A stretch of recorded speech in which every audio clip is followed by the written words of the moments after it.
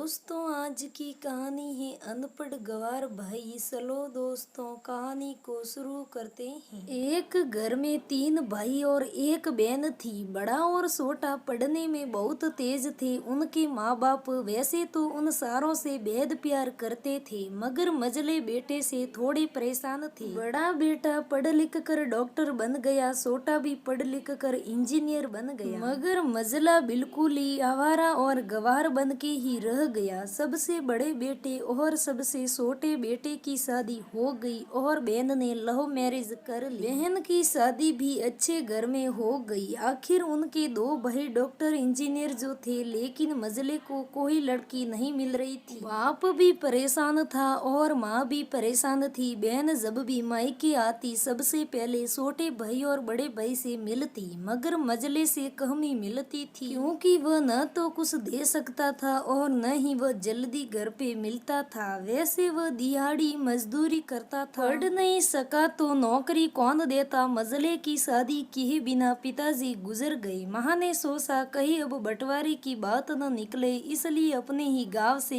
एक सीधी सादी लड़की से मजले की शादी करवा दी। शादी होते ही न जाने क्या हुआ कि मजला बड़े लगन से काम करने लगा। दोस्तों ने कहा, ए संधू आज अड्डे पे आना। संधू ने आज नहीं फिर कभी। दोस्त, अरे तो शादी के बाद तो जैसे बीवी का गुलामी हो गया। संधू बोला, अरे ऐसी बात नहीं है, कल मैं अकेला एक पेट था तो अपने रोटी के हिस्से का कमा लेता था, अब दो पेट हैं आज और कल 4 पेट हो सकते हैं। घर वाले मुझे नालायक कहते हैं, घर वाले कहते हैं तो सलता है, मगर मेरी पत्नी मुझे कभी नालायक ना कहे। मेरी मर्दांगी पर एक बद्दा गाली है, क्योंकि एक पत्नी के लिए उसका पति उसकी इज्जत और उम्मीद होती है। उसके घर वालों ने भी तो मुझ पर भरोसा करके ही तो अपनी बेटी दी होगी ना, फिर उनका भरोसा कैसे तोड़ सकता हूँ। कॉलेज में नौकरी की डिग्री मिलती है, लेकिन ऐसे संस्कार तो माँ बाप से मिलते हैं जो मसले बेटे में थे।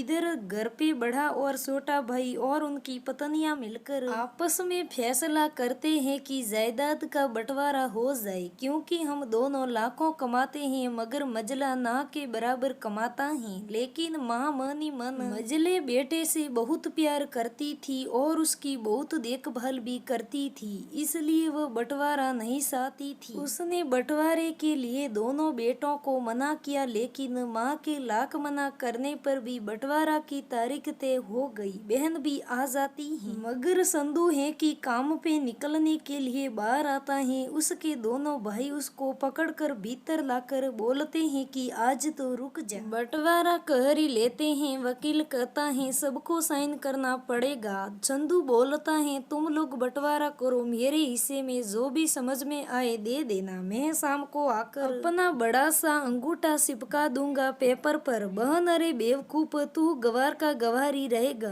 तेरी किस्मत अच्छी है कि तुम्हें इतने अच्छे भाई और भाभी मिले हैं। महा, अरे संधू आज रुक जा, बंटवारे में कुल 10 बीघा जमीन में दोनों भाई 5-5 रख लेते हैं और संधू के लिए पुश्तैनी घर छोड़ देते हैं। तभी संधू जोर से चिल्लाता है, अरे फिर हमारी सुटकी का हिस्सा कौन सा है। दोनों भाई हंसकर बोलते हैं, अरे मूर्ख, बंटवारा भाइयों में होता है और बहनों के हिस्सों में सिर्फ प्यार और उसका मायका ही है। संधू बोला, ओह शायद पढ़ा लिखा ना होना भी मूर्खता है। ठीक है, आप दोनों ऐसा करो, मेरे हिस्से की वसीयत मेरी बहन सुटकी के नाम कर दो। दोनों भाई चकित होकर बोलते हैं, और तू। संधू माँ की ओर देख के मुस्कुराते हुए बोलता है, मेरे हिस्से में माँ है ना। फिर अपनी बीवी की ओर देख कर बोलता है, क्यों संधूनी जी, क्या मैंने गलत कहा। संधूनी अपनी सास से लिपट कर कहती है, इससे बड़ी वसीयत क्या होगी मेरे लिए कि मुझे माँ जैसी सासू मिली है और बाप जैसा ख्याल रखने वाला पति। बस यही शब्द थे जो बंटवारे को सन्नाटा में बदल दिया। बहन दौड़कर अपने गवार भैया से गले लगकर रोते हुए कहती है कि माफ कर दो भैया मुझे, क्योंकि मैं समझ ना सकी आपको। संधू, इस घर में तेरा भी उतना ही अधिकार है जितना हम सभी का। मेरे लिए तुम सब